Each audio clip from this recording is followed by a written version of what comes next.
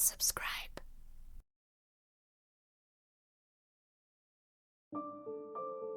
On the 24th of April, 2013, workers reported for duty at several garment factories inside the Rana Plaza building in Dhaka, Bangladesh. Many of them were nervous about coming into work, and reasonably so. The day before, cracks had been discovered on the lower floors, and the building had been evacuated. That morning, however, they were assured that their workplace was entirely safe, when, in reality, this could not have been further from the truth. The manufacture of clothing is a big industry in Bangladesh, accounting for almost 3/4 of the country's economy. Millions of people work in garment factories all over the country, including a large number of young women and girls. Though the work is, in most cases, difficult and not very well paid, it is nonetheless a vital lifeline for the workers who depend on it. Rana Plaza was a building situated in Dhaka, in Bangladesh. Built in 2006, it was initially a 4-story building, constructed on the site of a field and pond. At the time, the owner Sohail Rana was a businessman who was also increasingly involved in local politics. His political connections allowed him to quickly obtain permission to add an extra floor. Emboldened by this,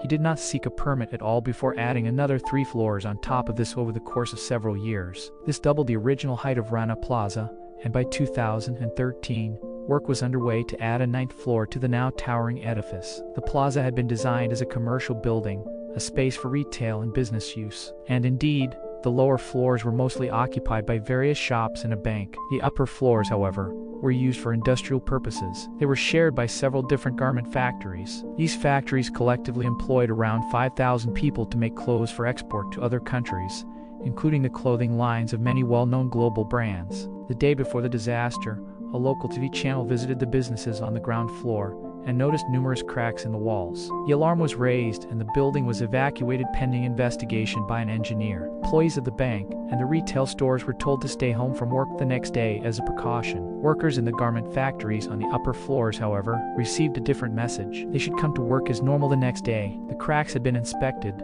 they were told, and amounted only to flaking plaster, cosmetic damage only. The building was safe. Sohail Rana, the owner of the entire building, had told factory managers personally that there was no reason for caution. Some workers were already uncertain about the structural soundness of the building. Those who had worked there for any time at all had noted the building swaying or shuddering when the generators on the top floor were switched on. This, combined with the news of the cracks in the lower floors, created some serious doubts. Nonetheless, workers were under a lot of pressure to go into work. Their jobs were a vital part of their livelihood, and the managers at some factories threatened to fire workers or dock them a month's pay if they failed to come into work the next day. And so, on the 24th of April, most workers went to their posts as normal and began a day's hard work. At around 8:45 am, there was a power cut, prompting workers to start the diesel generators on the upper floor of the building. As the generators powered up, the building shuddered, just as it often did when the generators were used. This time, however, the shudder was followed by a series of loud bangs and lurching movements. Realizing what was about to happen,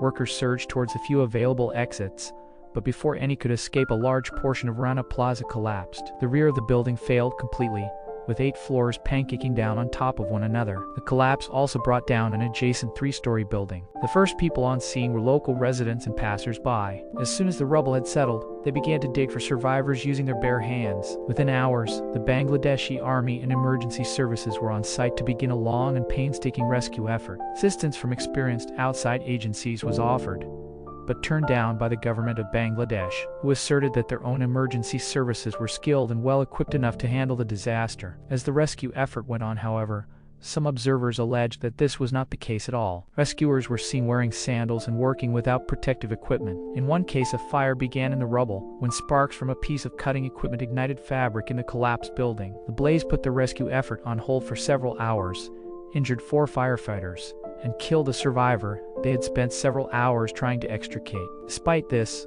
assistance from the Urban Search and Rescue Unit of the United Nations was declined, and the rescue proceeded under the jurisdiction of local emergency services. Survivors were pulled from the rubble over the course of several days, but so were many, many bodies. In total, the disaster took the lives of 1,134 people and injured more than 2,500 others, many of them seriously. An investigation revealed that several issues had contributed to the collapse. The fact that the building had been constructed on a field and pond meant that the foundations were weak. The extra floors added without a permit had not had sufficient support. The use of heavy machinery in a building that had been designed for commercial not industrial use, had resulted in excess load and vibrations that had weakened the structure over time. Since the owner had expanded the building without permits or permission, these glaring issues had been missed by authorities. Scenes of survivors and bodies being removed from the rubble were broadcast around the world, where they had a profound impact. This impact was magnified by the fact that viewers in some Western countries recognized the brands that workers had been manufacturing clothing for.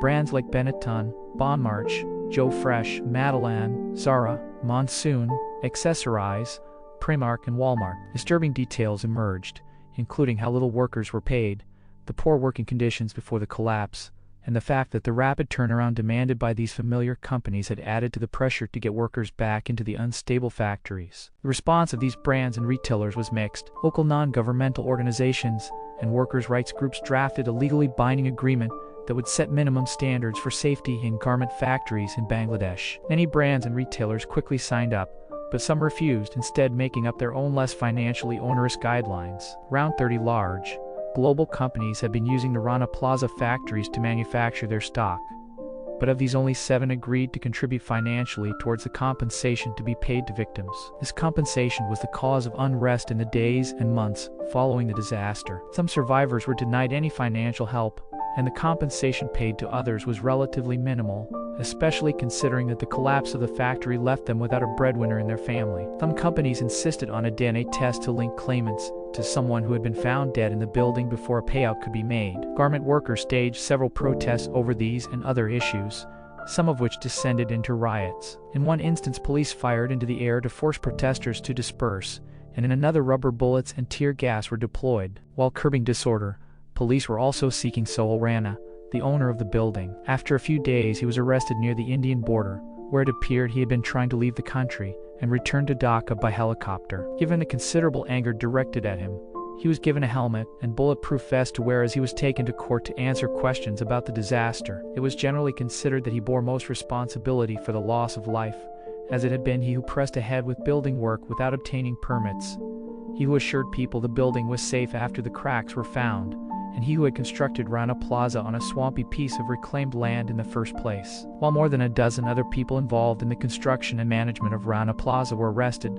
Sohail Rana was the only one to remain in custody. Several years were spent serving out a sentence for corruption, but even when this had been served, he was not released, as police were pursuing multiple charges against him. As of 2022, he remained in jail, awaiting the outcome of the legal process. In the most extreme scenario, he could face the death penalty. The site where Rana Plaza once stood was eventually cleared and remains empty to this day. The only memorial is the one installed unofficially by the Workers' Party of Bangladesh. The collapse of Rana Plaza is not by any means the last or only disaster to affect the garment industry in Bangladesh, but it is an extremely prominent one, which left lasting scars on the community. These accidents are often referred to, quite simply, as the high cost of cheap fashion.